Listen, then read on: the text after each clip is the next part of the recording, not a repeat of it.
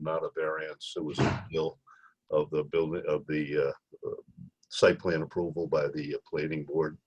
Yes. Referred to it. I think there was one other small change I made, but the minutes appear to be accurate. And I added some language in with regard to the hardship. Yeah, the only thing I noticed and revised for tonight's meeting, they kept using 2020. I don't know if that was Beth or who. So just have to check that and make sure we don't do that anymore. Yeah. Did you see that, Bethany? Is that the agenda or? It was in the meeting minutes. You kept calling tonight's meeting 2020 instead of 2021. Oh, yeah. We'll have Two to. locations, that's all.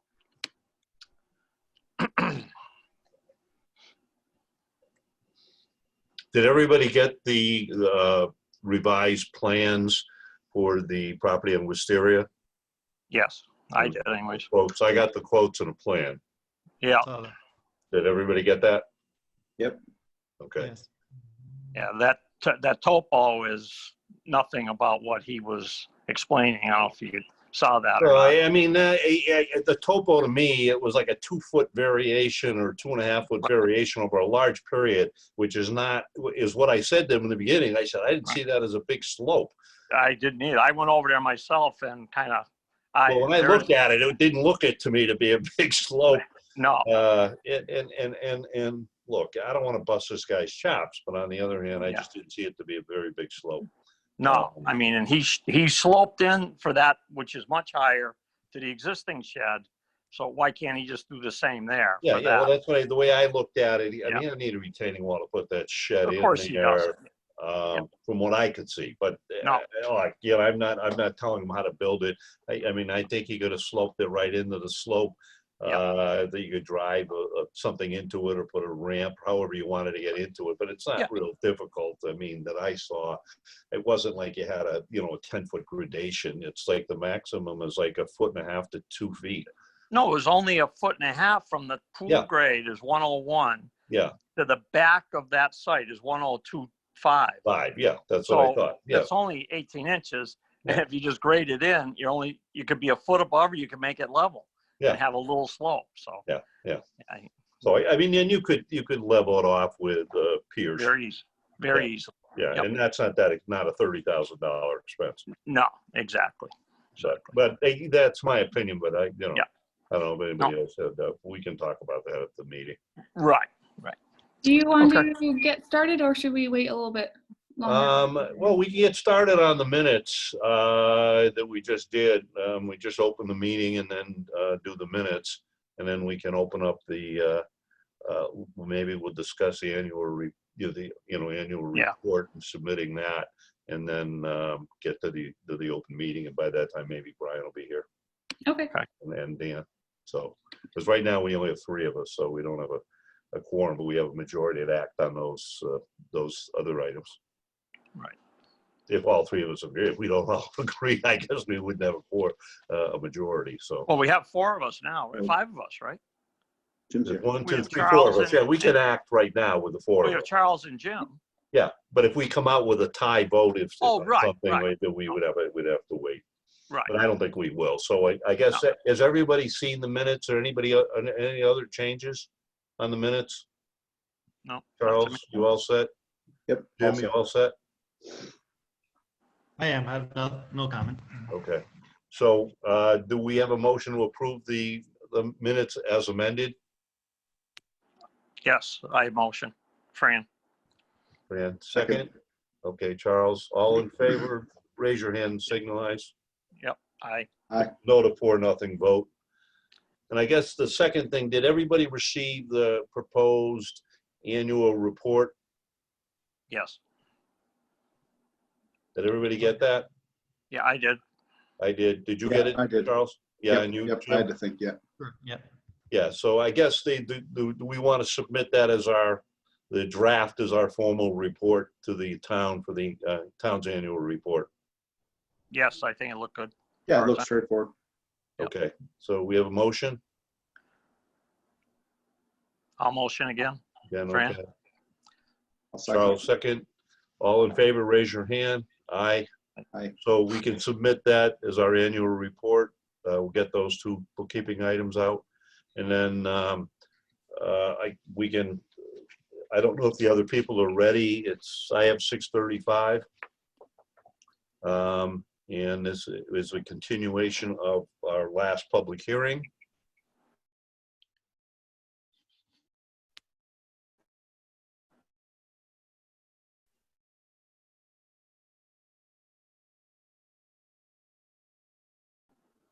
Yes, he is. I just have to wait for Bethany to bring him in. Okay.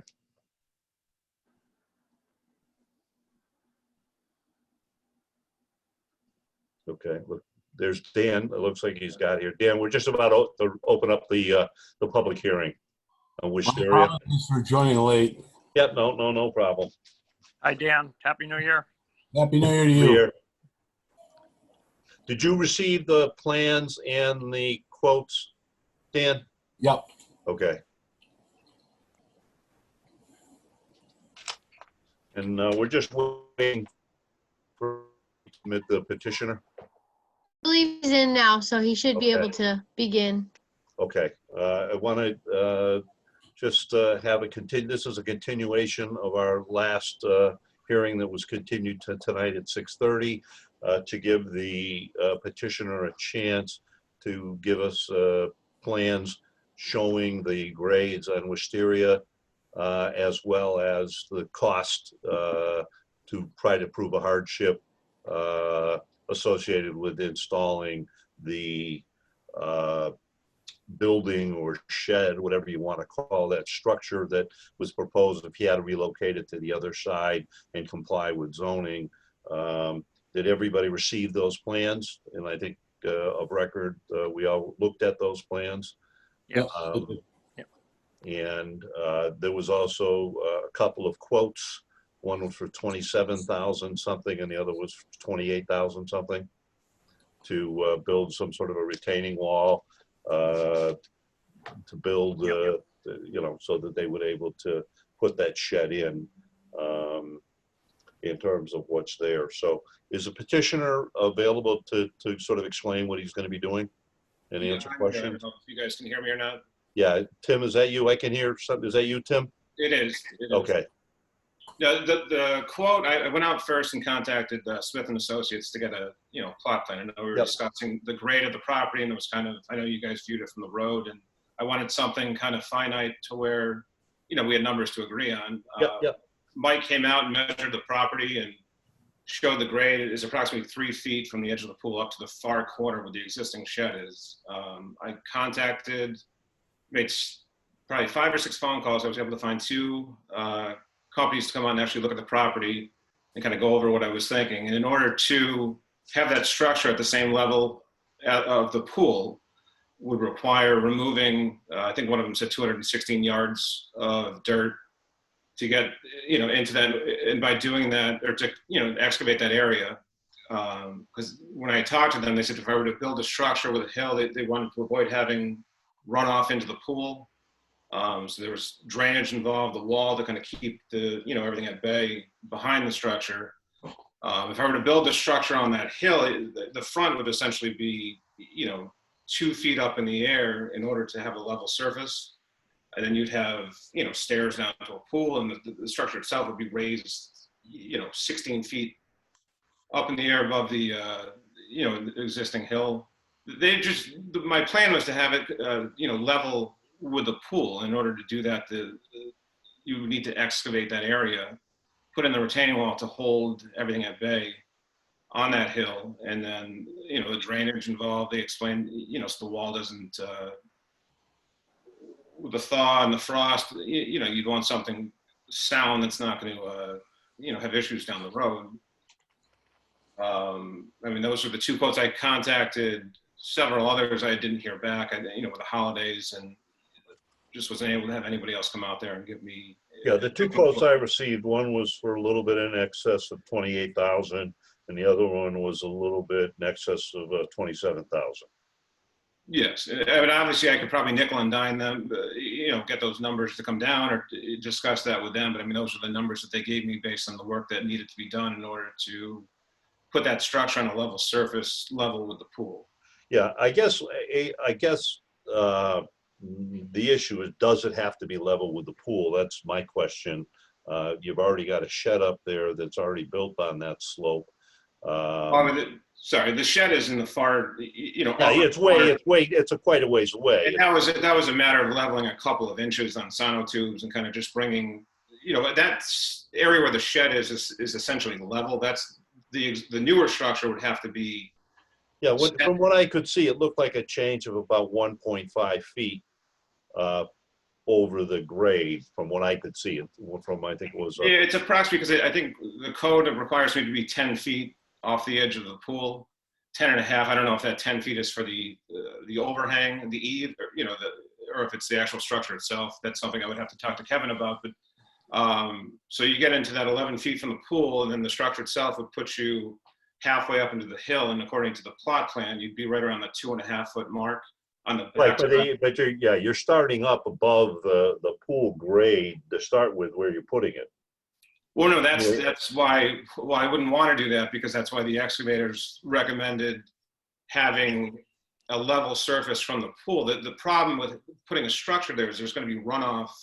They want to avoid having water running into the pool. Right, well, couldn't you put a drain that you just, you know, one of the, I forget what they call those drains, that you just, it's a line. Yeah, I mean, essentially, I could, but I mean, where does the water run off to? I mean, It would go into that, and then it could be drained. It wouldn't go into the, I guess my concern looking at the plan is, once again, I mean, I didn't see a huge gradation. I wasn't aware that it had to be on the same level as the pool, you know, in terms of what's there. And even with the grade, it's about 3 feet all the way back to the shed, but that little dotted line, I assume, is where you would be proposing if you had to relocate the structure into that dotted area. Is that accurate on the plan? yeah, Mike kind of put that area there. I had marked, the day he came out, we had a snowstorm, so I kind of marked out the area with spray paint in the snow to kind of give him a ballpark of where the structure would be. Mike kind of just marked it out. Basically, like I said, I'd have to figure out with Kevin, because there's a requirement with a setback from the pool in order to where I could put the front of the structure. And then you go 16 feet beyond that is the back of the structure. So you're up, say the back of the structure is at the 2.5 foot, or the 30 inches, let's say, right in the middle there. If you were to level that, if the front is essentially level with the pool, I'm gonna have a 30-inch lift in the front to get that level. Right, but I guess my question is, why does it have to be level with the pool? That was recommended to me by the pool contractor and by the excavation companies that came out, just to kind of have it set. I mean, I could build, that's what their recommendation was with the runoff of the water. In other words, you could put a ramp up or a step up theoretically and be up 6 inches, a foot. See, I don't know if their thinking is, because it was going to be a poured pad of concrete. It wasn't going to be set on pillars. And even if it were to be set on pillars, you're still going to have the hill there, which is. Right, no, I understand, but you could pick up some of that slack, and then you might not need, because you could put a small, portion of a wall around the. Well, I mean, like I said, I'm just going off the excavation company and the concrete contractor, because it's a poured foundation it would require. I assume you got to go below the frost line. So well, that's exactly the point. So I'd have to put in the footing, and I think it wasn't the monolithic pour is what they called it. So it was down, I think it was 18 inches. You didn't have to get down the 4 feet with the frost line, because the way they dig it out, it's kind of like a trapezoid when they do the footing. So it basically locks into the soil. So that was the problem too. I'd have to be, I mean, if say I did have the ramp in the front, you're pouring essentially, 4 feet of solid concrete in the front, which would probably be just as expensive as taking that soil out and pouring the pad. I mean, well, what's the cost if you were putting the concrete? Because I assume you're still going to put the concrete. Well, that would be an additional $4,000 approximately. It's roughly, I think it was $10 or $11 a square foot for the just regular brush concrete, the brush pad. Yeah. The additional, that's just for a 4-inch slab, but then I would have the monolithic, he just goes off the yards of concrete. I don't know the exact dollar amount. It's $9 a square foot, or 9 to 11 a square foot. But how thick is that? How thick is that concrete pad now?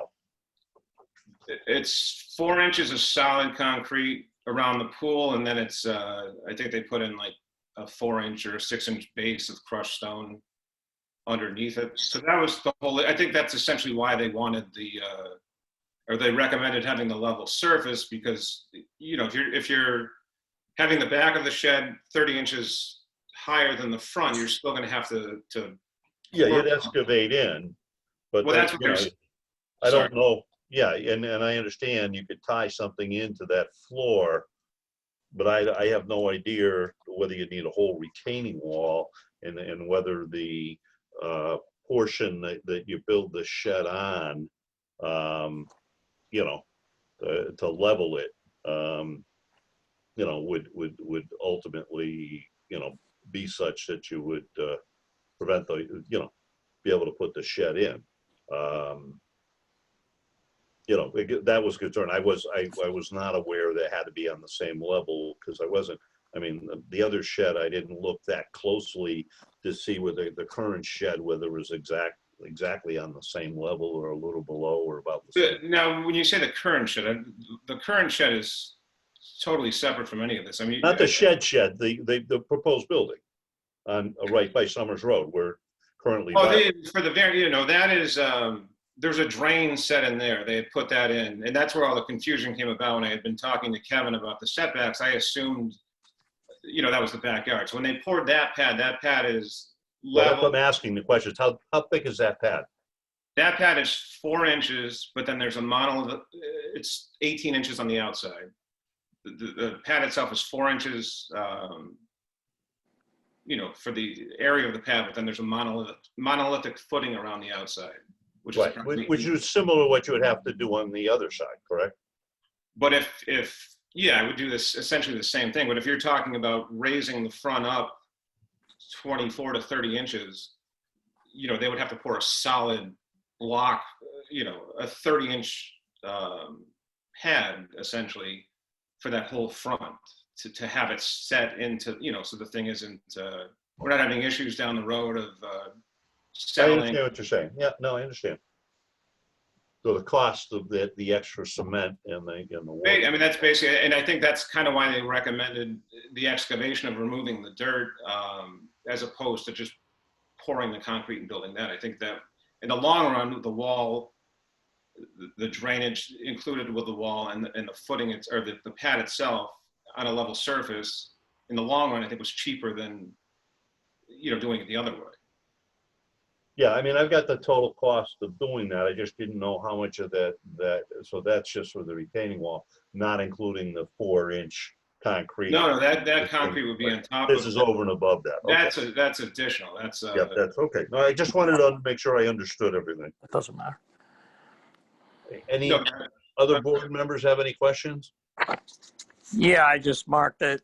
I don't know where he's getting the grades he's getting, because on this grading plan on here, it's only a foot difference. If the pool is at 100, it's only 102 at the back of the building corner. Yeah, but On this it's, gra- sorry, So, that's 2 feet though. It's not Right. 2 inches. no, I know. Oh, okay. That's what I said, 2 feet. So, you know, you're talking very minimal grading in there. You don't have to have a retaining wall. You can just grade that in, just like you did in front of the other shed. You don't need any retaining wall there. And the slab, the haunch footing and slab doesn't matter. That's the same wherever you put it. Your grade change, by having this plot plan, you know, you were saying at the last meeting, you're 8 feet difference. Your total is only 3 feet different. No, I didn't say it was 8 feet. I didn't. We were talking about a couple of inches. I said it definitely wasn't a couple of inches. No, it's a couple of feet at the most. But I mean, that's a lot of. I mean, like I said, in order to pour that in the front, you're still pouring 24 inches of concrete in the front to bring it level. If you're talking about not putting a wall. Why? You're not gonna do, the slab doesn't do any different. All you do is do the grading different. You have a little more grading to do, that's all. Less than putting in the wall, way less. But I mean, it's going to bring, it was explained to me that they wanted to level with the pool to have That's not right. run off into the pool. Right. You're gonna do the same thing as you did on the other end. Just a mirror image of that in the front. with I mean, some grading. the other end was flat. There was no, I mean, it was inches difference of, it was not 2 feet on the other side. Yeah, I don't see any issue here of putting that in where it belongs. So that's my opinion. Anybody else have any input or questions?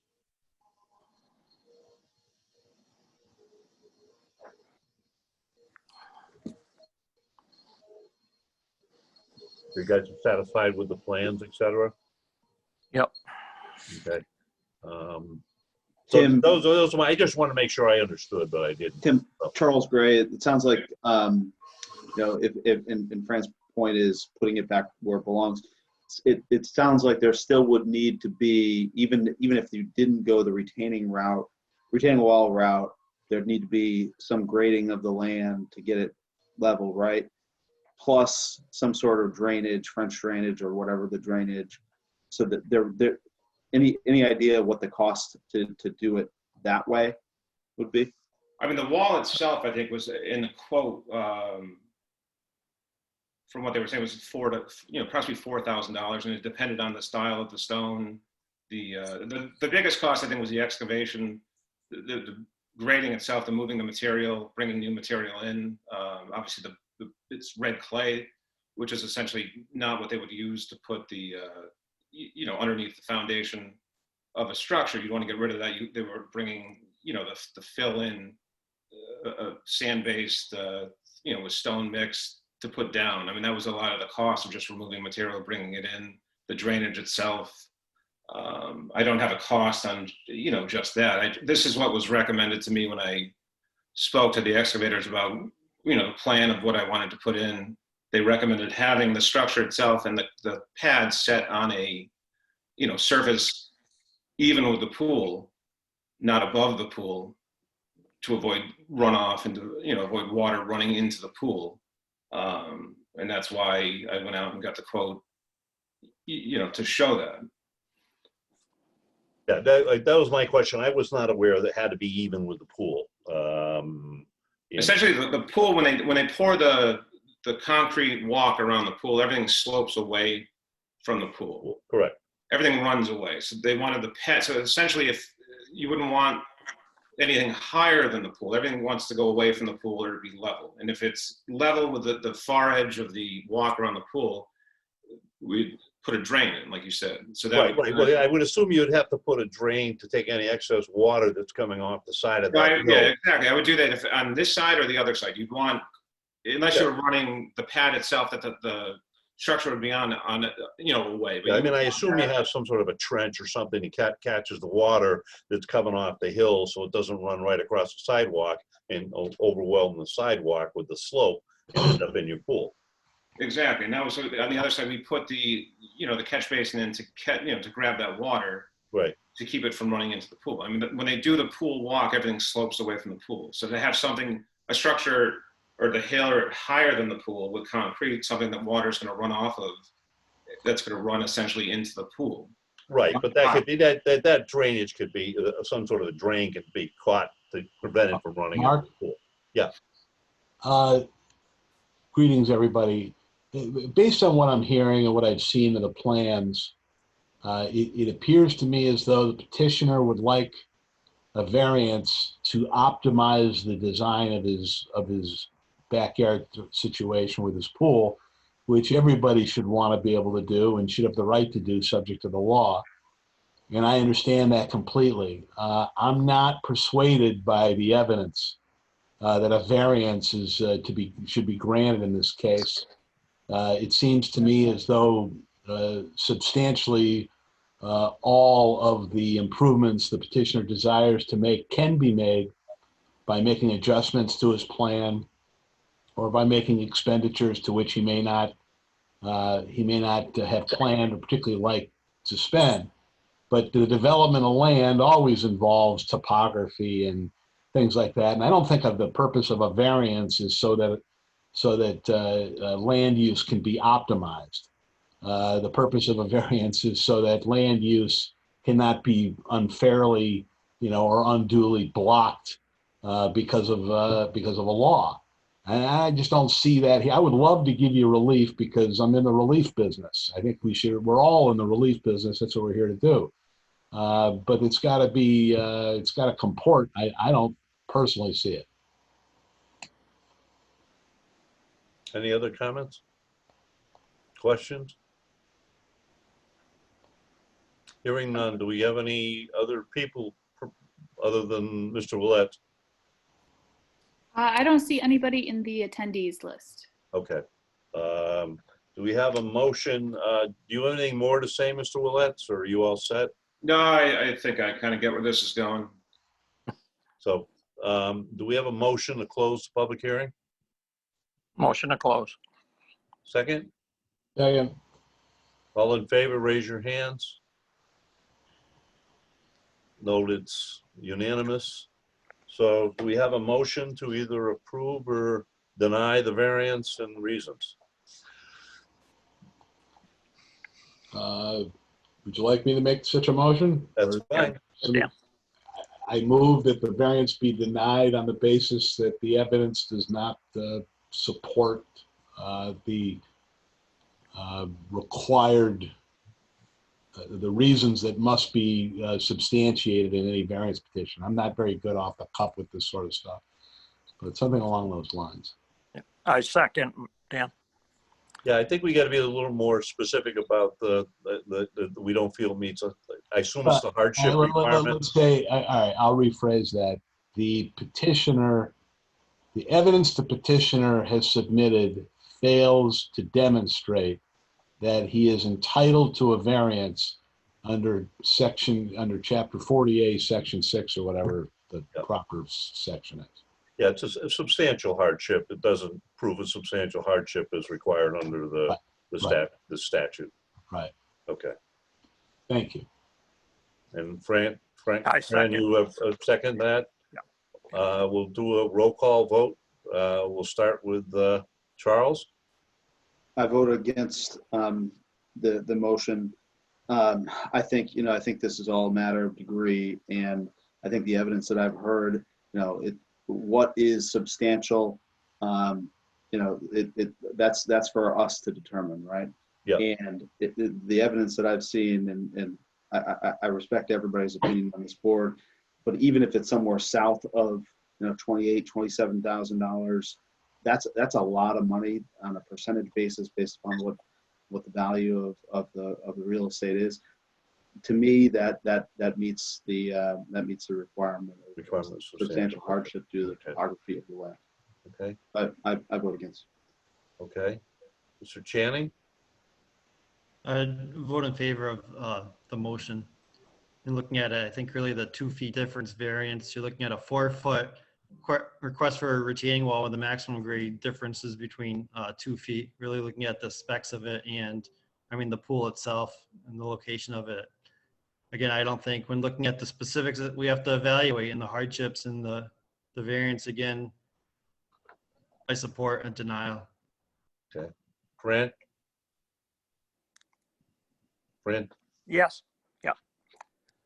Yeah. With the looking at the topo and all the other grades there's not even a retaining wall necessary for this, from what I can see. So it can be done in that position, just the way it is, and just some grading of the land, which is not going to be anywhere near the cost that he's given us. So Yeah, I'm for variance. Yeah, I think I'm going to vote with the majority of the board here. I don't think there's a substantial hardship here. I'm not convinced the grade was, large enough here to reflect it. I just think there are other alternatives other than the quotes we got to construct that shed and still, get what he wants and not violate the setback requirements of the zoning ordinance. So that would be my vote, that I don't think that the hardship, I don't think a 2.5 or a 2-foot grade over 16 feet is enough of a hardship to justify granting the variance here. I think there is expenses here, but I just don't think the grade and the cost here. If this was 10, 15 feet, I could easily see that, because you wouldn't be able to grade around that big of a difference. But here, I think it's a relatively something that can be done with landscaping without having to necessarily put in a retaining wall in terms of what's there. So I too agree with the motion. So what that means, Mr. Willets, is that the variance was denied. We will file the decision with the town clerk within the next 7 to 10 days. You have a right to appeal that decision if you're not satisfied to a court. If the court finds that we didn't have sufficient evidence to back up our findings, they can overturn us. It's a de novo hearing. You have a right to appeal it to a court within 20 days of our filing the petition with the town clerk. So the motion was denied. So All right. the variance is denied. Okay. Sorry. I think we've got one other item that I received some information. This is on the conditions on the variance that we had given back in February or March for the solar array. And I don't know if everybody else got the information from the DPW, the police, the fire, and the state of Connecticut. Did you all receive those things? Yes, I did anyways. So in looking at it, I was satisfied with the DPW and the state of Connecticut. I just wanted to, and the plans that they sent me seemed to match up. But the fire department was very disturbing, saying he wouldn't send his vehicles back there. I don't know what that meant, whether he was disapproving it or approving. I just want something from him saying that he's okay with the lock, having the lockbox or the combination, that he can get to the key and get back there if they need to, and he's okay with the road and being able to support his equipment to get back from the Bilton Road in Summers along that road to the area in East Long Meadow if they needed to get there. His letter really didn't say that, in my opinion. I don't know. And then the police department didn't respond, but I suspect a lot of that had to do with the change of police chief that we're going through as we speak. Right, and I was just going to mention that we do have a new police chief, and his first day is January 19th. So I suspect that fell through the cracks in terms of police chief, but I would want something similar from the police chief that, if there's some emergency that they have to get back there for whatever reason, that they're satisfied with the road and that they have the lockbox combination and the ability to get back there. That's, I think, what we were looking for as a board. Does anybody else think we needed more than that? Not that I know of. So I wasn't satisfied with what they got. And then there was he gave me an easement, and when I looked at the easement, I wasn't satisfied because the easement didn't give a location. It should have been tied down to the location shown on the plans. Wow. They just gave them a 20-foot easement somewhere on their property, but they should really tie it down, and there should be who's getting the responsibility. PHH owns both properties, and I think they're leasing the land to run the solar facility to another entity that's controlled by PHH. Yep. But I think that should run, with the easement should run with that solar facility, because theoretically the solar facility could get sold. Right. Which they usually do. Yeah, well, I wasn't satisfied with the easement, and I Yeah. gave Attorney Martin some comments on it. The easement they gave just said 20 feet anywhere on their property, so I think it needed to be tied down. Mark, what is the status of that thing now? They still don't have planning board approval? They got turned down on their site plan approval. They came to us last time for try to overturn the planning board's decision. We turned them down saying we don't have any jurisdiction to oversee site plan approval. So then now what? So now they're gonna So go. now they have to take that to a court. But the next question they were asking is, we had approved the variance with 4 conditions or 5 conditions. And so they're trying to address saying, we believe we've met the conditions. I believe they've met the conditions for the DPW and for the state of So what you're Connecticut. saying is that, all right, so they need to satisfy us that the fire department. And the police department are okay with it. And the letter I got from the fire department didn't do that. It was a little wishy-washy. And, when I saw in there, I'm not going to send my vehicles back there. Why? If the road is satisfactory, why wouldn't you send your vehicles back there? Is the road in? I don't know that it's in, but it's proposed to be put in. I think it is in, but it has to be extended another 30 feet to the town line.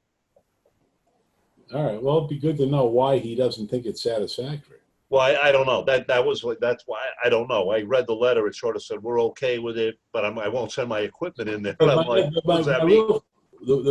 My curiosity really lies with what is the next step for them? They've got to go compel the land. I believe they've got to go to a court, appeal our decision, and have the court Well, it's decide. not our decision. It's Well, the they're going to appeal our denial and the site plan denial by the thing to a court because they wanted to exhaust their remedies. I think they're going to go back to the land court because the land court remanded it back to the planning board for a hearing when they determined that the total refusal to grant any type of solar facility was in violation of both federal and state law.